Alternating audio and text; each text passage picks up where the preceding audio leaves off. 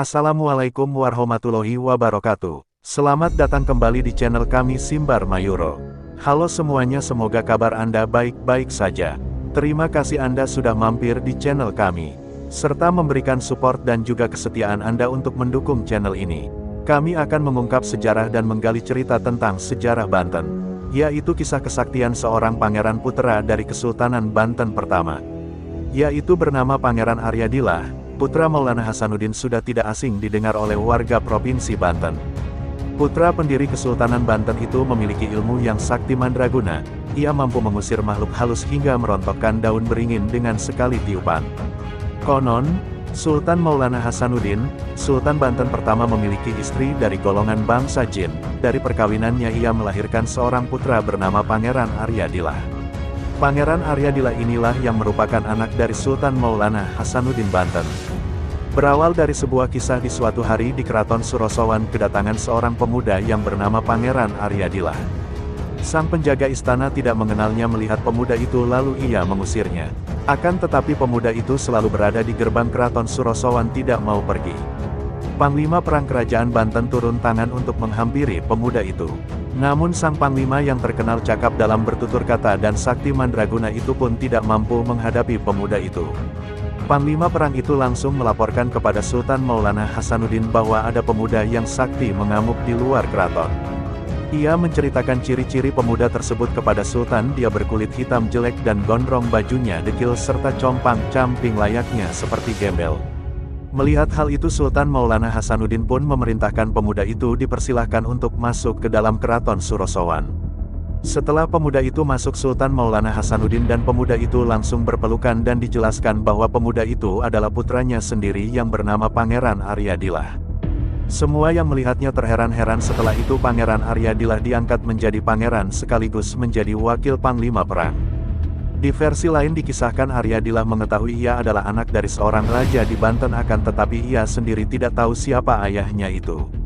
Kemudian ia pergi ke Banten dan menceritakan kepada Sultan Hasanuddin tentang dirinya serta sekaligus mencari tahu kebenaran siapa ayah kandungnya. Setelah mendengar penuturan Aryadillah, kemudian Sultan Hasanuddin meminta dirinya untuk membuktikan bahwa dirinya memang anak seorang raja Banten. Sultan Hasanuddin meminta Aryadillah untuk merontokkan seluruh daun pohon beringin dari pohonnya tanpa tersisa sehelai pun daun di pohon beringin tersebut. Aryadillah pun menyanggupi permintaan Sultan Hasanuddin, kemudian ia bertapa di bawah pohon beringin yang akan dirontokkan seluruh daunnya itu. Dalam pertapaannya ia meminta bantuan kepada ibunda dan kakeknya dari golongan bangsa Jin agar dapat membantu dirinya dengan kesaktiannya untuk merontokkan seluruh daun di pohon beringin tersebut. Tidak lama kemudian, dengan kesaktian yang dimilikinya dan bantuan dari bangsa Jin, pohon beringin itu ditiup oleh Aryadillah hingga seluruh daun di pohon rontok.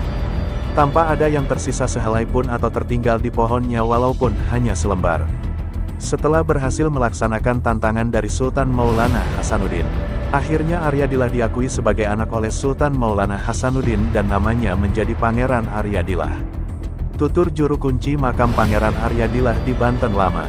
Setelah Pangeran Aryadillah diakui sebagai anak oleh Sultan Maulana Hasanuddin, Pangeran Aryadillah diberi mandat tugas oleh ayahnya untuk mengusir semua dedemit yang ada di sekitar keraton. Setelah itu Pangeran Aryadillah pergi ke perairan Teluk Banten untuk melakukan tugas yang sama, memindahkan para dedemit di sana. Hingga kini petilasannya masih ada yang dikenal dengan sebutan Karang Hantu atau Karanghantu. Karanghantu ini bersebelahan dengan Selat Sunda, kemudian dibuat menjadi pelabuhan bernama Pelabuhan Karanghantu. Pada zaman dahulu tempat ini menjadi pusat perdagangan Kerajaan Banten.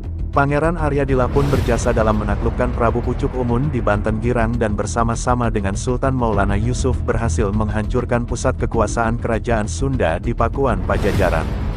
Ketika Maulana Muhammad Nasruddin menjadi penguasa Banten, kesaktian Pangeran Aryadillah diperlukan oleh Sultan yang berencana hendak menundukkan dan menyerang Palembang. Atas perintah Maulana Muhammad ia berangkat ke Palembang untuk menaklukkan negeri tersebut.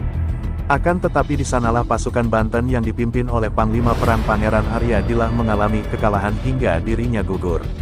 Dan sampai sekarang makamnya masih dikeramatkan sehingga banyak yang datang dari daerah Banten ataupun luar daerah Banten untuk berziarah serta mencari keberkahan. Menurut Kiai Haji Tubagus Fatul Adzim Khatib keturunan Sultan Maulana Hasanuddin sekaligus sebagai tokoh Banten lama dan sampai saat ini tidak mendengar ataupun membuktikan bahwa keturunan Pangeran Arya Dilah itu ada.